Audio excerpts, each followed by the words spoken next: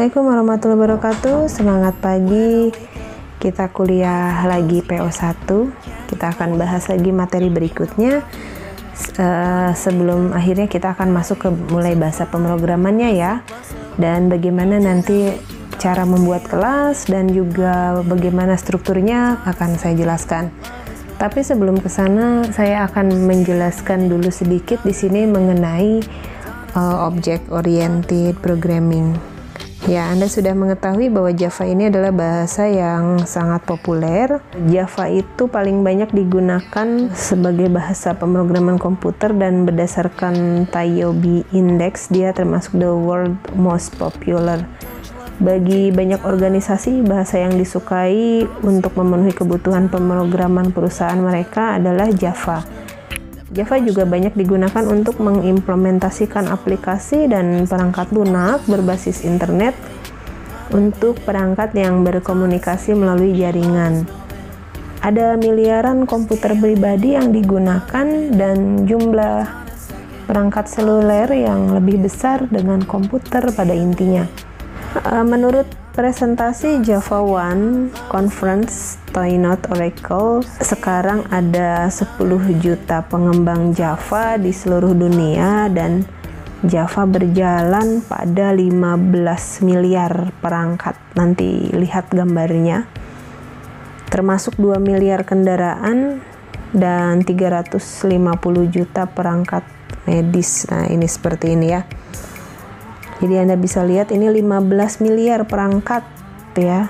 Yang 2 miliarnya itu adalah kendaraan dan 350 juta perangkat medis. Selain itu, pertumbuhan eksplosif ponsel, tablet, dan perangkat lain menciptakan peluang signifikan untuk memprogram aplikasi seluler.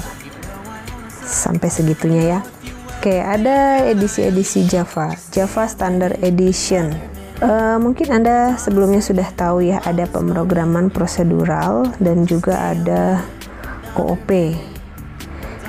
Nah, jadi di Java ya yang akan kita gunakan ini adalah Standard Edition yang digunakan pada klien ya, Client Edition.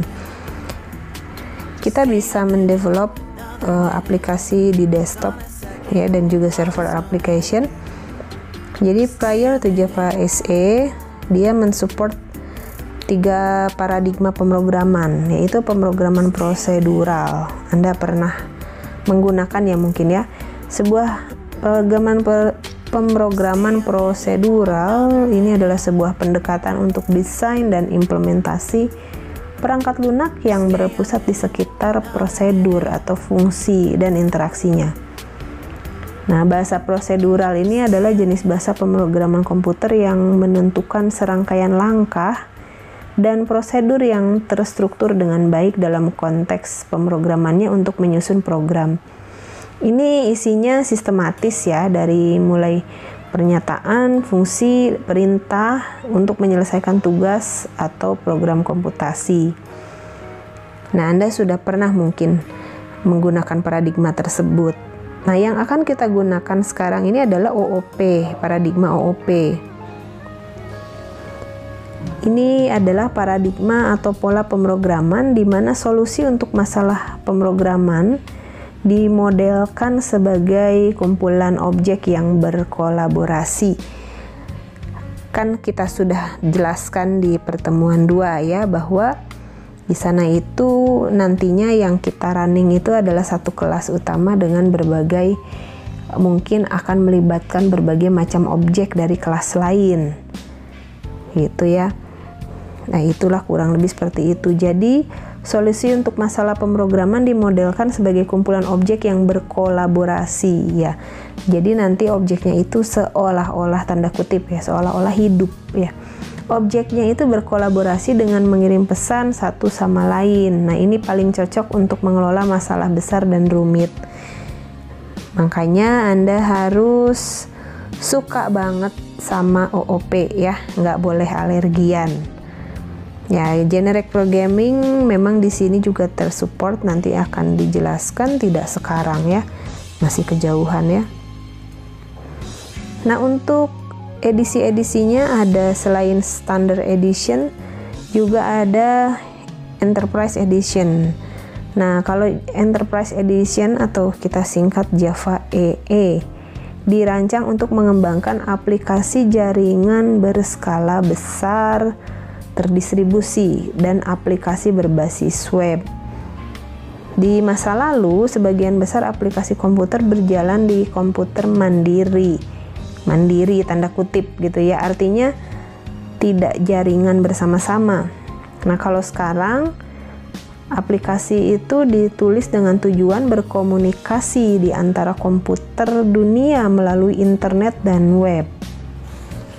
Nah, itu ya pakai Java EE.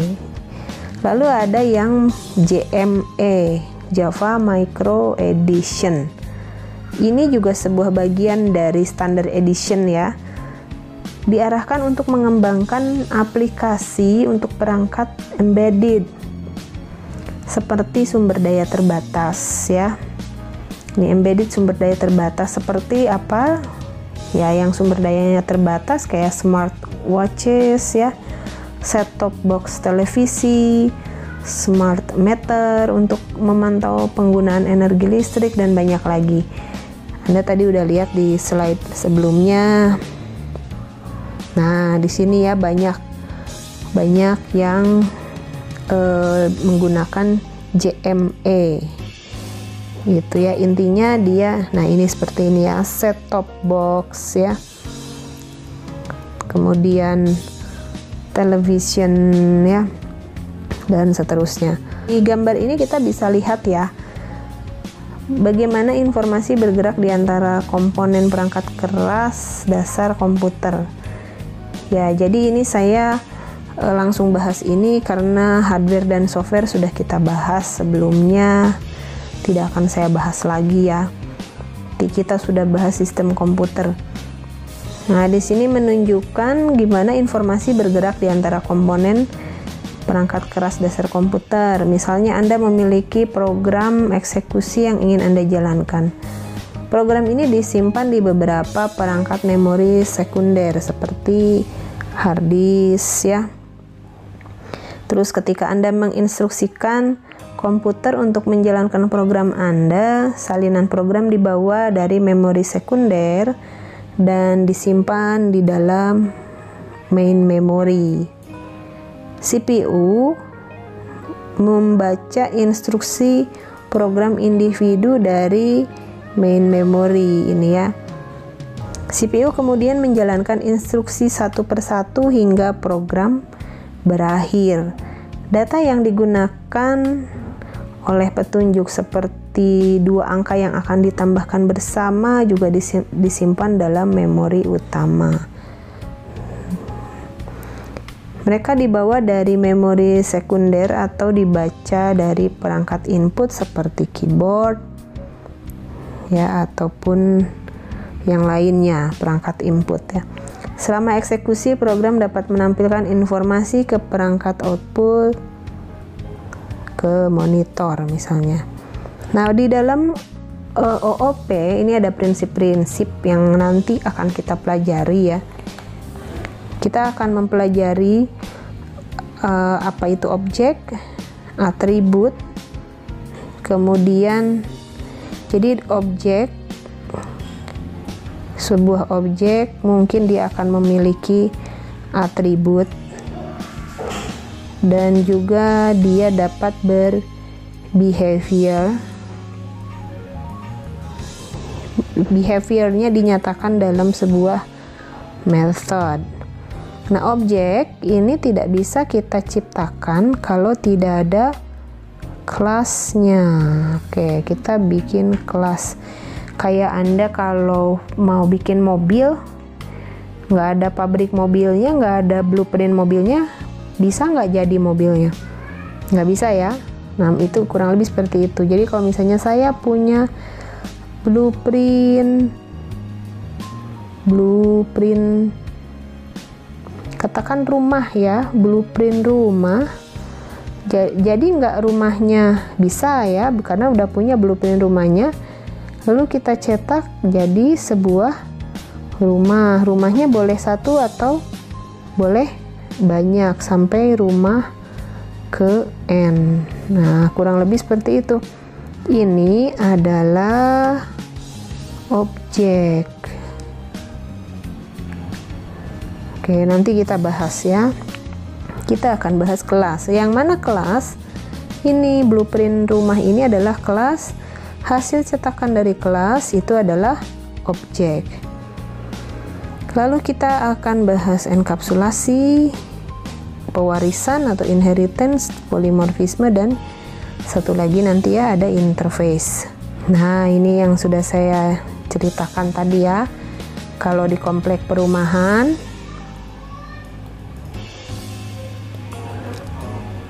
kita nggak bisa bikin rumah ini komplek perumahan ya. Ini kita nggak bisa bikin rumah A, rumah B, atau rumah C kalau tidak ada blueprintnya. Kan Anda dapat bayangkan ya, developer itu membangun rumah banyak ya, tukangnya juga banyak. Kok bisa rumahnya seragam?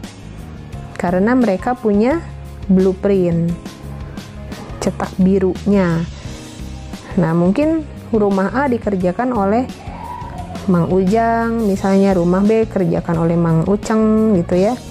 Rumah C oleh siapa, Mang Encep ya. Beda-beda kan, tapi karena punya satu blueprint yang sama, rumahnya hasilnya juga akan sama bentuknya ya. Nah, sekarang catnya boleh beda ya, sama-sama punya cat ya, tapi boleh dong di request beda-beda gimana pembelinya ya. Intinya bentuk rumahnya sama berdasarkan blueprint. Nah, blueprint inilah yang disebut sebagai kelas. Ketika jadi rumah A, ini adalah kita namakan objek. Jadi ada objek A, objek B, dan objek C. Kita punya 3 buah objek dari kelas rumah. Contoh lagi, saya punya kelas kucing. Oke, kucing itu punya behavior ya. Kucing punya behavior. Kucing punya warna bulu ya. Nah, itu kita katakan sebagai properties. Properties itu analogikan sebagai kata benda ya. Warna bulu.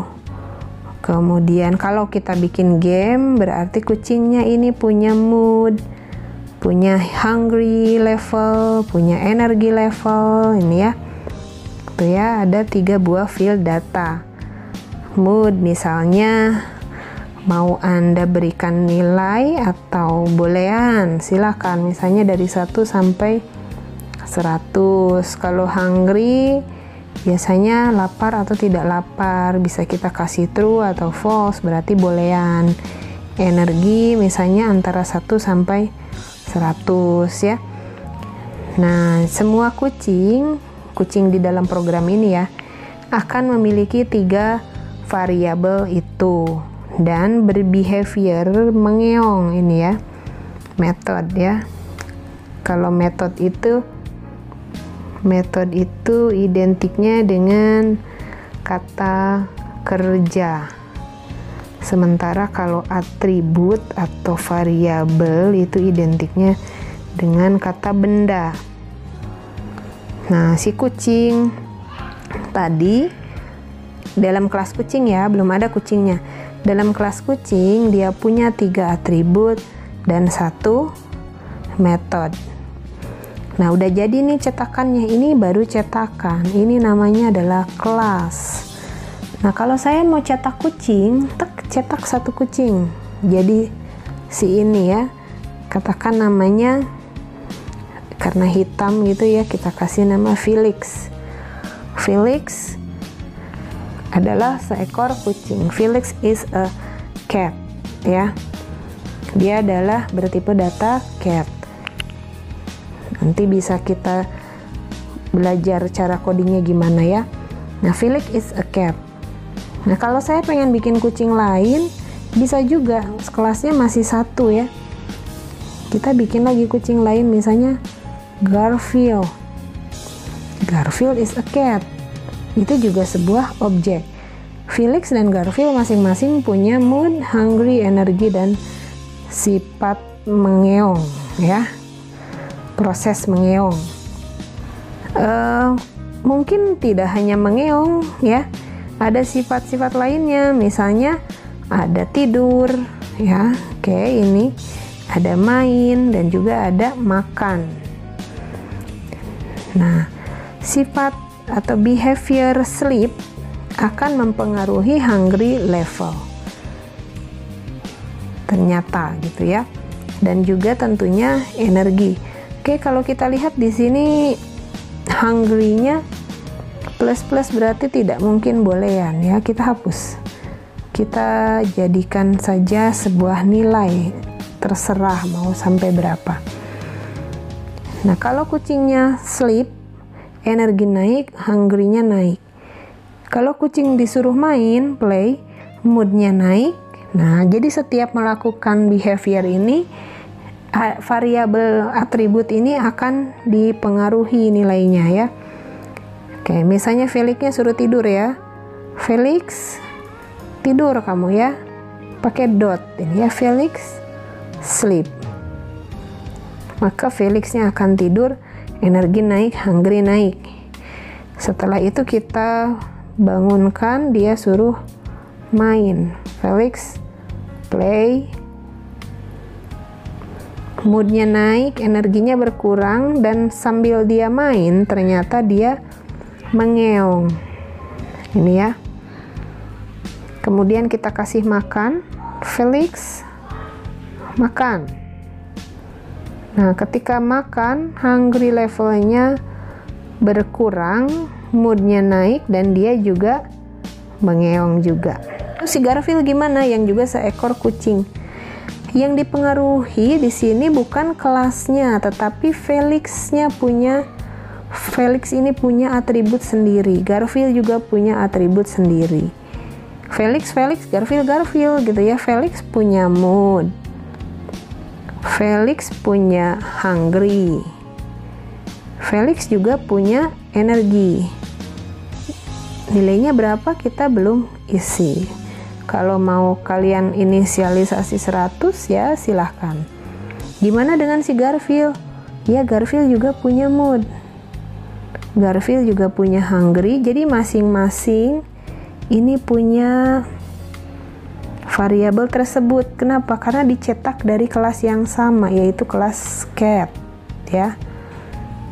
Jadi Felix ini dan Garfield ini bertipe kucing. Jadi kalian itu bikin kelas itu adalah kelas itu adalah tipe data yang kalian buat sendiri gitu ya. Di Java ada nggak kelas? Oh jelas, di Java itu sudah banyak tersedia kelas ya, pakai dan bisa kita pakai.